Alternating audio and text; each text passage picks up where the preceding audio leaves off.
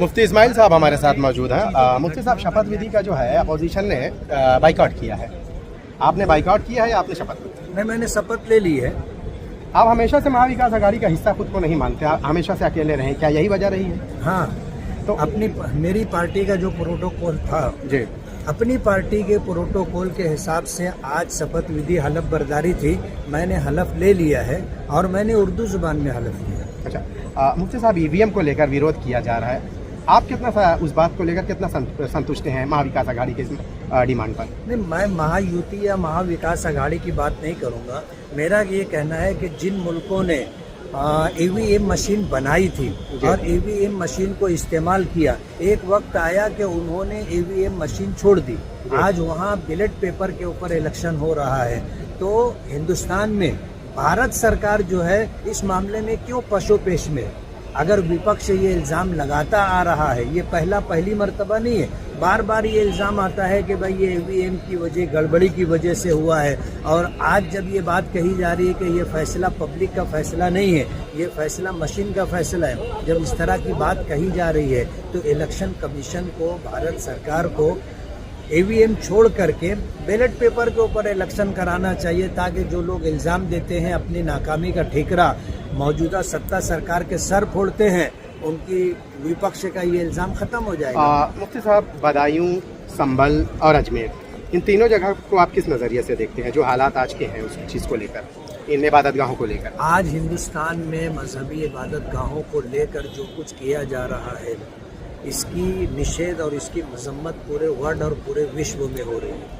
वजह उसकी ये है कि हमारे देश का जो कानून और संविधान है वो ये है कि हर हिंदुस्तानी अपने मजहब, अपने धर्म के मुताबिक ज़िंदगी गुजारने में आज़ाद है। जी, आज अगर हिंदुस्तान में मुसलमानों की इबादत गाहों को टारगेट किया जा रहा है, आज सिर्फ संभल का मसला नहीं है, जी, बदायूं की शाही मस्जिद का मसला है। अब 2 दिन पहले दिल्ली की जामे मस्जिद के ताल्लुक से ये बात आई, और पिछले दिनों जो है हज़रत ख्वाजा मोइनुद्दीन चिश्ती अजमेरी रहमतुल्लाह अलैह के मज़ार मुबारक तक लोग पहुँच गए। आज 10 से ज़ायद मकामात हिंदुस्तान में, भारत में ऐसे हैं जिसके खिलाफ सर्वे की रिपोर्ट जो है कोर्ट में दाखिल की गई है। अगर इस तरह ये मामला चलता रहेगा तो जाहिर बात है ये कानून का उल्लंघन है। वर्शिप एक्ट 1991 के अंदर जो है बाबरी मस्जिद के मुकदमे को छोड़कर ये तय किया गया था कि पूरे भारत में जो इबादत गाहें, चाहे मस्जिद, मंदिर, चर्च और इसी तरह गुरुद्वारा, ये तमाम इबादत गाहें जैसी हैं 1947 में थी वैसी ही रहेंगी। आज जो है सुप्रीम कोर्ट का एक फैसला जो चीफ जस्टिस चंद्रचूड़ ने किया था कि सर्वे कराया जा सकता है, ये वर्शिप एक्ट 1991 के खिलाफ था। आज उसी जजमेंट को बुनियाद बना करके पूरे देश में मस्जिदों के मुतालिक, दरगाहों के मुतालिक इस तरह की बातचीत की जा रही है। अगर कल वो ये कोई कहेगा कि भाई विधान भवन के जहाँ है यहाँ कभी एक मंदिर था, तो क्या इसका भी सर्वे करेंगे?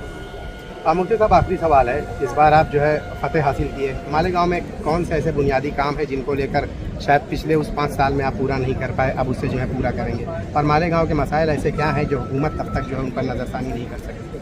मालेगांव शहर महाराष्ट्र के अंदर एक ऐसा शहर है जो मुस्लिम अक्सरियती शहर है, जी, माइनॉरिटी सिटी है, और हर तरीके से उसे महरूम रखने की कोशिश की गई है।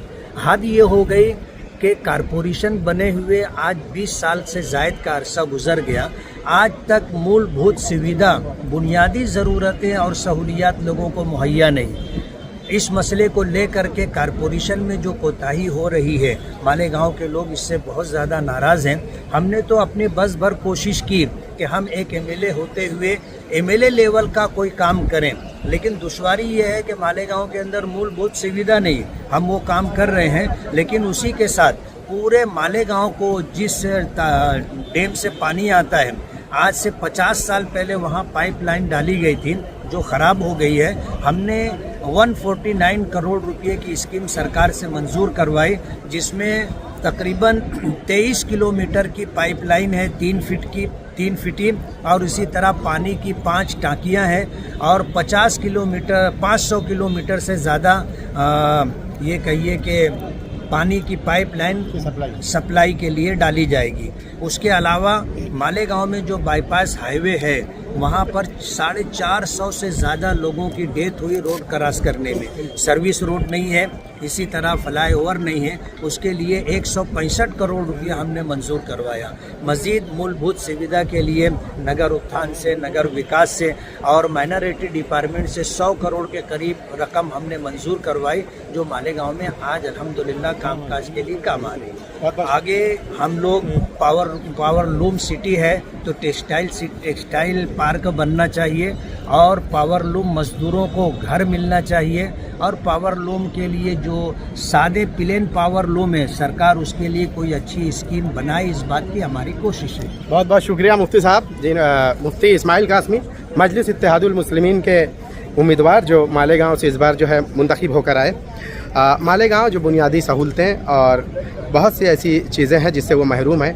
हालांकि हुकूमत को जो है मालेगांव पे इसलिए भी तवज्जो देनी चाहिए क्योंकि मालेगांव पावर लूम का सबसे बड़ा, जो बोलते हैं ना कि सबसे बड़ी इंडस्ट्री है, जिसको लेकर जो है बड़े पैमाने पर रोज़गार और उसके अलावा जो देश की जो इकनॉमी है उसमें मालेगांव का एक अहम हिस्सा है। इन सारी चीज़ों को लेकर जो है मुफ्ती इस्माइल ने ये बात कही है कि वो हुकूमत से जो है इन सारी चीज़ों को लेकर जो है अब कोशिश करेंगे कि वो हुकूमत उस पर नज़र डाले और उसे उनके मुतालबे जो है मालेगांव को लेकर वो पूरा करे। शाहिद अंसारी, बॉम्बे लीक्स, मुंबई।